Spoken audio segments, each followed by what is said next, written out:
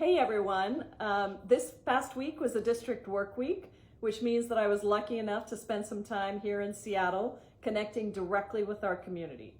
I was able to host a moving and impactful climate roundtable with people from across our congressional district to discuss how we must move forward on the issue of climate change and climate justice in transformative ways that can guarantee the next generations are left a world that they can not just live in, but thrive in.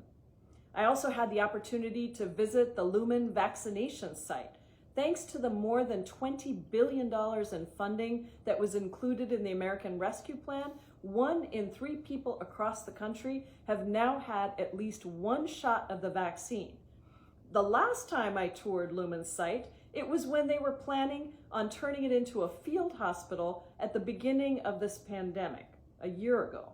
This week, when I went back, they hit the milestone of administering 5,000 shots in just one day, and they're working up to a max capacity of 22,000 shots in one day.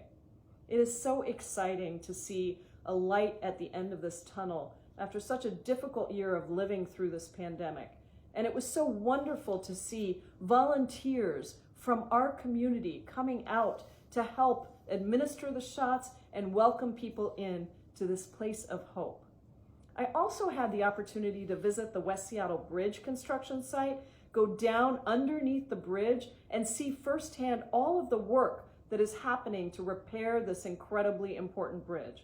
As a West Seattle resident myself, I know how important it is that we fix not only this bridge, which is the most trafficked bridge in our city, but also that we invest regularly in a robust green infrastructure package that invests in our roads, bridges, transit, communities in an ongoing and sustainable way while creating millions of good union jobs.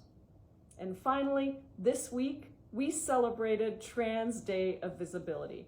What a beautiful day it was.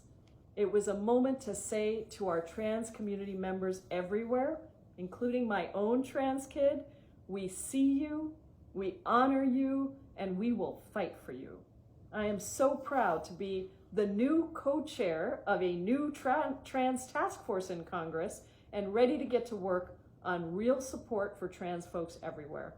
We've proudly passed the Equality Act already in the House, but there's so much more to do to ensure that every single person can fully and safely be who they are. We've got a lot more stuff coming up, so stay tuned and have a great weekend.